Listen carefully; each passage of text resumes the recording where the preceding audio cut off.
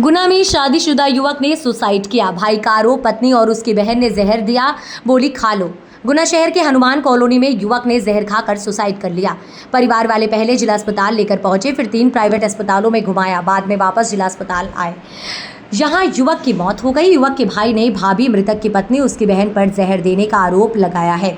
शुक्रवार सुबह जिला अस्पताल में शव का पोस्टमार्टम किया गया। मूल रूप से विदिशा जिले के लटेरी इलाके के गोपी तलाई गांव के रहने वाले अनिल धाकड़ 30 वर्षीय पुत्र भजनलाल धाकड़ पिछले 3 वर्ष से गुना शहर की हनुमान कॉलोनी में किराए का कमरा लेकर रहते थे।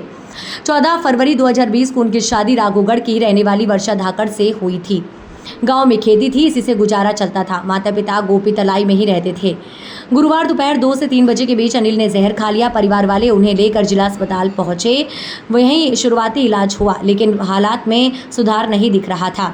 इसी वजह से परिवार वाले उन्हें प्राइवेट अस्पताल ले गए। इसके बाद परिजन उन्हें वापस जिला अस्पताल लाए। गुरुवार रात उन्होंने दम तोड़ दिया। भाभी और बहन कर रही थी प्रताड़ित।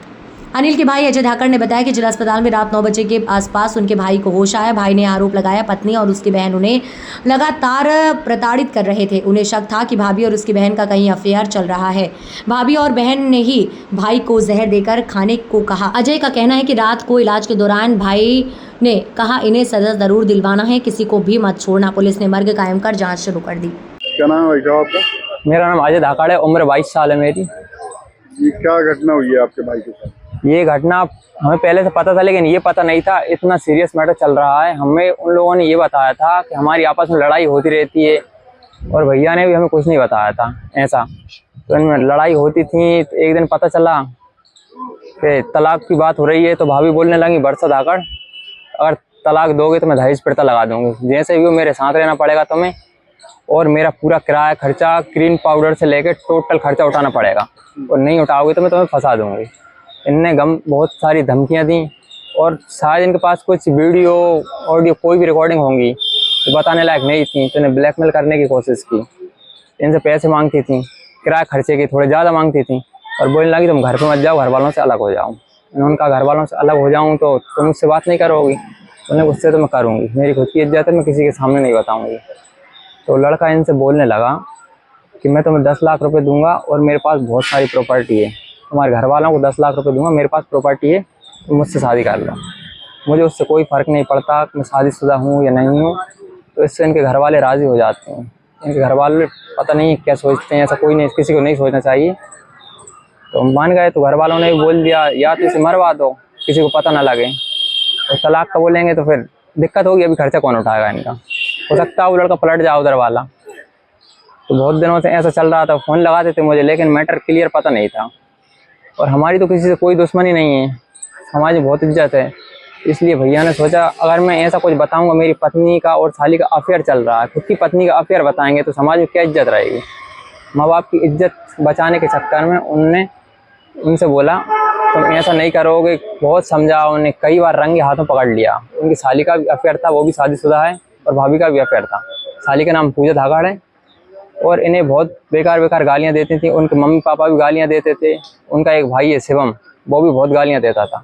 एक बार उन्होंने शादी में बुलाया, उन्हें शादी में से भी भगा दिया, और इधर से बोलते लगे अब रूम पे से भागो, तुम इधर क्या कर रहा है। बहुत बेकार गालियां दी सर, बहुत ज़्यादा। कल क्या बताया आपके भाई ने? और कल उन्होंने मरने से पहले बयान में बताया कि उनकी पत्नी का अफेयर चल रहा था। उन्होंने रंगे हाथ में देखा कई बार। तो उन्होंने उनके बॉयफ्रेंड, दोनों के बॉयफ्रेंडों को बुलाया, और इन पे कुछ हाथापाई हुई।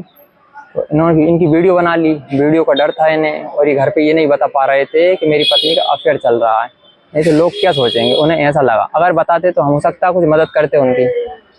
लेकिन उन्होंने समाज की इज्जत की वजह से उन्होंने सोचा वो माँ बाप की इज्जत का क्या रहेगा, रोड पे आ जाएगी। इसलिए उन्होंने आखिरी टाइम बता दिया मरने से पहले मैं इसलिए मर रहा हूँ। और उन्होंने सेलपास की गोलियाँ दी हाथ में, भाभी ने और पूजा ने।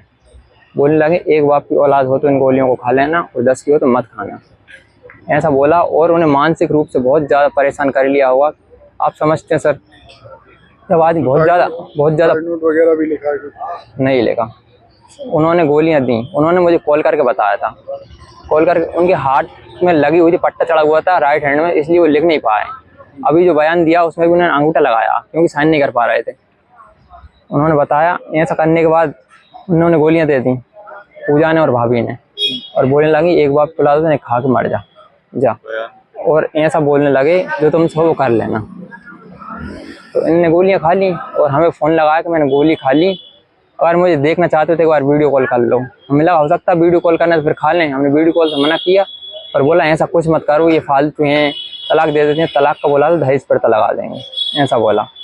उन्होंने फिर गोलियां खा ली और अब बयान में ये बोला कि जो मैंने बयान में दिया 6 लोगों को नाम बताया उन्होंने, उनमें से एक भी नहीं बचना चाहिए, सबको जेल जाना चाहिए। 6 लोगों का नाम है वर्षा भाभी के मम्मी पापा और उनकी बहन पूजा, उनकी बहन रिंकी और उनका भाई शिवम धाकड़। इन लोगों का पूरा हाथ है उस 10 लाख के पीछे, इसलिए इन्होंने जहर दे दिया। अब भी ये सोच रहे हैं कि वो लड़का इन्हें बचा लेगा पैसे देके। भैया जानते थे उस लड़के को देखा है, लेकिन उन्होंने नाम से नहीं जानते हैं, ये भी पता नहीं है गुनाह का है। अभी बताया था उन्होंने ऐसा। और मरने से 5 मिनट पहले उन्होंने मुझसे ये कहा जब मैं अकेला था कि मैं अपनी जान दे रहा हूँ, अगर अपना भाई मानता है, भाई हूँ, तेरा सगा भाई हूँ, तो इन लोगों का नाम लिखवाया है। इनमें से किसी को भी आज़ादी नहीं होना चाहिए, सबको जेल होना चाहिए। मेरी जान गई है, मैंने कुर्बानी दी है। मैं यही चाहता हूँ पुलिस प्रशासन से इन्हें कड़ी से कड़ी सज़ा दी जाए, मेरे भाई को इंसाफ मिलना चाहिए।